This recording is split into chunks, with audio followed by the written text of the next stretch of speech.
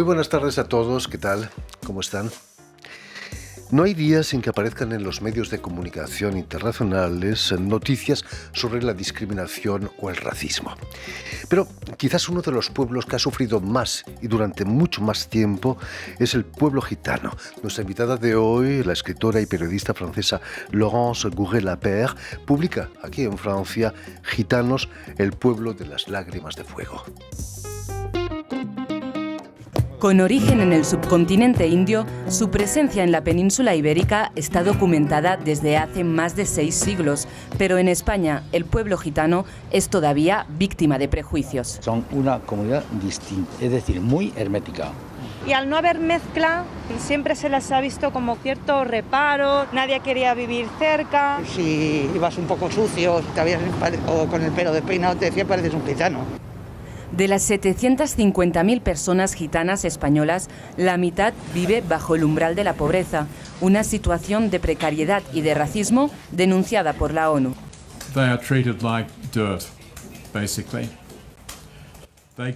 Son tratados como menos que nada, no tienen acceso a ningún servicio social decente, la policía no entra en las zonas donde viven y básicamente los gobiernos los han dado por una causa perdida. Nos desplazamos a Sevilla, al Polígono Sur, el barrio más pobre de España. Como Pedro, más de 15.000 gitanos han crecido aquí. Esta es una prueba más de cómo cuando se diseña el barrio quieren que Polígono Sur se quede ahí, la gente de Polígono Sur no se mezcle. Esta sería la este, tenemos la barrera en el oeste y tenemos la barrera en el norte. De tal manera que era la creación de un gueto puro y duro. Un gueto de donde es difícil salir. Por ejemplo, según la Fundación Secretariado Gitano... Bienvenida a Radio Francia Internacional. A pesar de que la última ley antigitana fue abolida en España en el 1978, es muy difícil, ¿no?, borrar tantos siglos de discriminación, de racismo. ¿Cómo viviste tú eso en Sevilla? Claro, mira, desde el final del siglo XV hubo una discriminación, una persecución horrible de esta etnia, de los gitanos. Y todavía en nuestro siglo sigue esta persecución. Y esto me ha dado ganas de, ¿cómo decirte?, de defenderlos y entender más a esta etnia, porque claro que hay unos que no son buena gente, pero hay gente fantástica que son parte de la comunidad. Por supuesto. Que son artistas o políticos como Juan de Dios Ramírez Heredia, por ejemplo, o el abogado Diego Fernández de Córdoba. Son gente que trabajan muchísimo para la comunidad. Juan Carmona, gran guitarrista que ha estado con nosotros, también es de origen gitano también, ¿no? Sí. Tú que has vivido en países tan diferentes como Marruecos, Pakistán, la India, ¿cómo conociste a la comunidad gitana? Bueno, eso fue por la pasión del baile, del flamenco. Y mira que yo tomaba cursos en París, en la Rue du Temple. Hay un centro de baile donde se bailaba flamenco, sevillana, todo eso. Y cada lunes en el cine en la China había un baile de sevillana. Y yo, claro que cada lunes yo iba a practicar y bailar. Y un día he conocido a Rosy Montoya, el nieto de la abuela de los gitanos de Sevilla. Así fue como empezó la cosa. Imagínate, ¿no? Permíteme que recuerde a nuestros oyentes que has nacido en Marsella, aquí en Francia. Imagino que para una marsellesa el flamenco está muy lejano, ¿no? Aunque sí, tengáis un carácter mucho más expansivo. Sí, eso es un misterio, incluso para mí. Pero este gusto, esta atracción para esta cultura gitana, del cante, del baile, siempre lo he tenido desde mi niñez. Yo recuerdo que en la edad de 15 años yo he organizado en mi liceo un baile de flamenco. Imagínate, cuando mi familia no tiene nada que ver con esto. Pero es algo que yo llevo dentro de mi alma. Tus experiencias de vida en el periodismo te han llevado a la escritura de la ficción, sí. pero ¿qué te llevó al periodismo? ¿Ganas de conocer el mundo, quizás? Sí, yo creo que sí, una curiosidad humana y, como decirte, cuando había temas que me tocaban mucho, tenía ganas de escribir, defender cosas. He trabajado mucho para la defensa de los derechos de las mujeres, sobre todo en países como Pakistán, donde la condición de la mujer es súper difícil. Y siempre fue el motor de mi vida, la pasión y la injusticia. ¿Qué pasó, Laurence, para que con tu marido un día decidiste dejar Francia e instalarte en Marruecos, en Marrakech? Bueno, ¿Estabais cansados de Francia, quizás? No, mira, que cuando yo me quedé 10 años en Pakistán, imagínate, es una vida. Y entonces cuando yo estaba en la vieja ciudad de Lahore, que es algo fantástico, muy interesante, con casas antiguas. Yo siempre soñaba diciéndome, bueno, a ver si un día yo pudiera tener una casa parecida. Y el hecho de ir a Marruecos, bueno, había una cierta correspondencia arquitectural. Y entonces, bueno, así fue. Mi sueño se ha realizado en Marruecos. Es cierto que el mito del Marrakech exótico y bohemio arrastró a varias generaciones de extranjeros, ¿no?, que se instalan allí. ¿Es cierto ese mito? ¿Es algo tan exótico como algunos piensan? Sí, es verdad, hay muchos franceses, ingleses, españoles, italianos, bueno, todo el mundo, porque Marrakech es un mito. Siempre fue una ciudad de muchos, de personas que viajaban mucho y bueno, y también fue la cuna de grandes civilizaciones anteriores. Así que tiene una historia muy interesante. Y sobre todo en el siglo XX es muy internacional también, ¿no? Hoy día Españoles, sí. americanos, franceses, por supuesto. Claro, claro. Y lo fascinante es que hay 2 siglos en Marrakech. El siglo XXI en la ciudad moderna, pero al mismo tiempo yo viviendo en la Medina, la ciudad antigua, es el siglo XII. Imagínate. Todavía, sí, claro, con, bueno, gente que viven como en los siglos pasados. Es como entrar en la máquina del tiempo, ¿no? Sí, Casi. por supuesto. Increíble.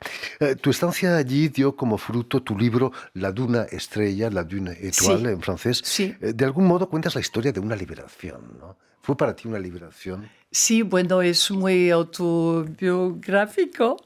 Y bueno, después de la muerte de mi marido, he tenido ganas de escribir como para conservar esta parte de mi vida y relatar esta experiencia nuestra ligada a Marruecos y lo que hemos hecho allá. Y también mi visión de la sociedad marroquí. Como nos decías, Laurence, vas a vivir durante casi 10 años en Pakistán, Sí. donde la que fue primera ministra, Benazir Sí. Bhutto, te impactaría tanto que vas a dedicarle un libro, ¿no, Benazir? Sí. Era un personaje extraordinario, pero también con luces y sombras, ¿no? Sí. ¿Qué es lo que te fascinó de Benazir Pero Bhutto? el hecho de ser mujer y de lograr ser primer ministra me parecía En increíble. un país como Pakistán. Totalmente increíble. Y entonces yo tenía ganas de entender cómo ella había logrado ser primer ministra. ¿Cómo lo logró? Bueno, por su padre, por esa dinastía política. Tenía un padre, Ali Bhutto, muy conocido, que fue primer ministro, presidente, y desgraciadamente que fue matado por los militares. Y entonces, con mucho coraje, Benazir ha empezado esta guerra contra la dictadura y ha logrado ser primer ministra. Fue Llegó increíble. a oponerse a su hermano también en el terreno político, ¿no? Sí, había, claro, su hermano que fue matado. También. Sí. ¿Qué país, no? Pakistán. ¿Qué país? Cuando uno escribe no puede ser indiferente a la realidad que lo rodea. Lo has citado tú alguna vez. Es una frase de Simone de Beauvoir. Sí. Se podría ser que es tu divisa. Cuando estás en algún sitio tienes que escribir. Sí. No puedes ser indiferente a tu entorno. No, por supuesto. Y claro que, sobre todo en Pakistán, con respecto a las mujeres, porque están súper maltratadas, están echadas por la calle, es horrible. Hay un machismo tremendo. La mujer se vende al peso, imagínate. No, pero es verdad. Es increíble, es algo fuera de la imaginación. Y entonces yo estaba loca ahí. Estaba loca. Yo tenía que denunciar esas cosas y yo estaba totalmente revoltada. ¿Te sentiste amenazada por el hecho de ser mujer o por el hecho de ser francesa, quizás luchando contra el machismo, por ejemplo, del país? Sí, a veces sí, porque había alguien de los servicios secretos que siempre me seguía por toda parte. Entonces yo iba a hacer un reportaje, no sé, en el norte del país. Yo encontraba el tipo en el avión, siempre la misma cara. Así que sí. Imagino que el velo era obligatorio para ti también, ¿no? En ciertos lugares sí. Sí, sí. La sociedad, ¿cómo se sobrevive 10 años viviendo allí? Bueno, después con amigos, con otros periodistas que comparten tus ideas y... Bueno, así al mismo tiempo era tan interesante, fascinante. Pakistán ha sido acusado por muchos países, Estados Unidos, Francia, incluso Alemania, de patrocinar el terrorismo internacional. ¿Tú viviste de alguna manera eso? ¿Te diste cuenta? ¿Descubriste alguna cosa? Bueno, yo estaba un poco antes, de los años 90 hacia los años 2000. Entonces... Claro que habían cosas que no eran muy claras, pero era bien complicado para entender realmente lo que pasaba. Terrible, ¿no? Sí. Pero volvamos al libro que acabas de publicar aquí en Francia, en las ediciones L'Harmattan, Gitanos, el pueblo de las lágrimas de fuego. Fue tu estancia en Sevilla donde decides escribir un libro sobre los gitanos. Claro, porque este encuentro con Rosy Montoya, el nieto de la reina de los gitanos en Sevilla, me ha dado la oportunidad de ir a vivir con él en su familia. Y hemos hablado horas y horas, me ha contado su vida y su historia personal que yo encontré increíble. Entonces me ha dado las ganas de aprofundizar y de encontrar a otros gitanos, sí. En el reportaje que veíamos de nuestros compañeros de France 24, alguien decía que es un pueblo hermético. ¿Te ha costado entrar, quizás en esa familia no, pero en el pueblo gitano? Bueno, sí es difícil. Si tú no estás acogida en una familia, en un grupo, es súper complicado. Porque hay una discriminación, te ven como un payo, una persona fuera de la comunidad que no puede entender sus valores y su manera de pensar, de vivir, de actuar. ¿Tienen un racismo anti-payo, Claro, no gitano? por supuesto.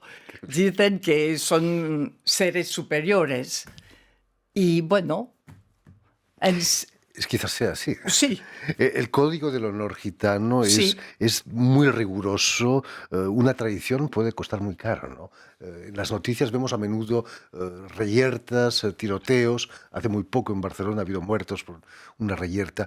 ¿Qué es lo que más te choca de ese código del honor gitano? Sí, claro, hay que entender que este pueblo no tiene territorio. Es una etnia que sigue viviendo gracias a sus valores, su cultura, su organización tribal, y entonces así funciona. Y claro que es esta ley de... El código del honor. El código de honor, sí, que todavía funciona, sí. ¿De dónde salen esas lágrimas de fuego? Quizás es de la pasión que tiene el pueblo gitano. Lágrimas porque siempre han sufrido desde más de 5 siglos y todavía siguen sufriendo. Y porque de fuego, porque al mismo tiempo tienen una pasión, son ardientes, gente entera, alegre, que dan todo, que son súper apasionados. Y incluso en su arte, cuando bailan o cantan, no lo hacen de manera así, más o menos. No. Se juegan la vida. Sí. y vive en el momento. Es una gente que sabe vivir el carpe diem, sabe, que vive el momento de manera muy intensa. Imagino que uno de los momentos más importantes para la vida de la comunidad gitana son las bodas. ¿Has podido asistir a alguna boda gitana? Sí, he tenido esa suerte y es algo increíble del otro mundo, sí. Bueno, es algo increíble. El número de gente que está, en la boda, 200, 300, 400, enorme. Y la manera, el vestido de la novia, súper bonito, y la fiesta, y el baile, y claro, como yo diría, la ceremonia del pañuelo, que ya sabe lo que es. ¿Podrías explicarlo para la gente que no la conozca? Bueno, hay que averiguar que la novia nunca haga, que es virgen. Sí, que es virgen, ya. Y entonces hay una persona encargada de una vieja gitana, encargada de averiguar esto. Y eso es el honor de toda la familia. ¿Y qué pasa si por casualidad no es virgen? Se anula la boda. Naturalmente, ¿no? Claro, y se acaba con cuchillo. En fin, todo eso y mucho más lo tienen en Gitanos, el pueblo de las lágrimas de fuego, libro de la escritora y periodista francesa Laurence Gourel-Lapeyre, que ha sido publicado aquí en Francia por las ediciones L'Harmattan. Muchísimas gracias, Laurence. Mucho éxito con este magnífico libro. Muchas gracias. Permíteme también que dé las gracias a Vanessa Loiseau y a Jan Bourdelas, quienes se han ocupado hoy de la realización del programa, y también saludar a nuestros telespectadores, porque también los tenemos, que nos siguen en todo el continente americano, desde Chicago hasta la Patagonia, gracias a la cadena de televisión UCL, Unión Continental Latinoamérica, y una red que se llama TAL, que reúne televisoras públicas y universitarias de todo el continente. Y a ustedes, muchísimas gracias por su atención y les damos cita para una nueva edición de El Invitado de Radio Francia Internacional.